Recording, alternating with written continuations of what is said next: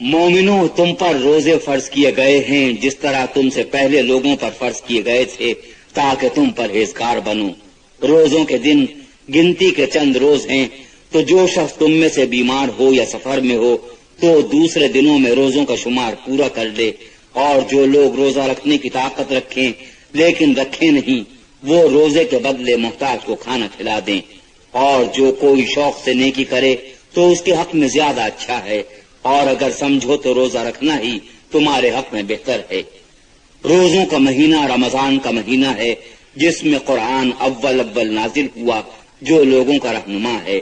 اور جس میں ہدایت کی کھلی نشانیاں ہیں اور جو حق و باطل کو الگ الگ کرنے والا ہے۔ تو جو کوئی تم میں سے اس مہینے میں موجود ہو چاہیے کہ پورے مہینے کے روزے رکھے، اور جو بیمار ہو یا سفر میں ہو تو دوسرے دنوں میں رکھ کر ان کا شمار پورا کر لے۔ اللہ تمہارے حق میں آسانی چاہتا ہے اور سختی نہیں چاہتا، اور یہ آسانی کا حکم اس لیے دیا گیا ہے کہ تم روزوں کا شمار پورا کر لو،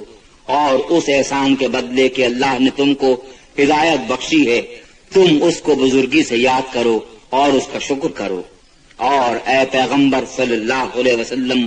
جب تم سے میرے بندے میرے بارے میں دریافت کریں تو کہہ دو کہ میں تو تمہارے پاس ہوں۔ جب کوئی پکارنے والا مجھے پکارتا ہے تو میں اس کی دعا قبول کرتا ہوں۔ تو ان کو چاہیے کہ میرے حکموں کو مانیں اور مجھ پر ایمان لائیں تاکہ نیک رستہ پائیں۔ روزوں کی راتوں میں تمہارے لیے اپنی عورتوں کے پاس جانا جائز کر دیا گیا ہے، وہ تمہاری پوشاک ہیں اور تم ان کی پوشاک ہو۔ اللہ کو معلوم ہے کہ تم ان کے پاس جانے سے اپنے حق میں خیانت کرتے تھے، سو اس نے تم پر مہربانی کی اور تمہاری حرکات سے درگزر فرمائی۔ اب تم کو اختیار ہے کہ ان سے تعلقات قائم کرو، اور اللہ نے جو چیز تمہارے لیے لکھ رکھی ہے یعنی اولاد، اس کو اللہ سے طلب کرو اور کھاؤ اور پیو یہاں تک کہ صبح کی سفید دھاری رات کی سیاہ دھاری سے الگ نظر آنے لگے۔ پھر روزہ رکھ کر رات تک پورا کرو، اور جب تم مسجدوں میں اعتکاف بیٹھے ہو تو ان سے تعلقات قائم نہ کرو، یہ اللہ کی حدیں ہیں، ان کے پاس نہ جانا۔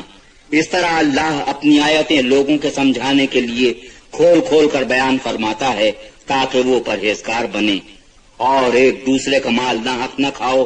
اور نہ اس کو رشوتاً حاکموں کے پاس پہنچاؤ تاکہ لوگوں کے مال کا کچھ حصہ ناجائز طور پر نہ کھا جاؤ، اور اسے تم جانتے بھی ہو۔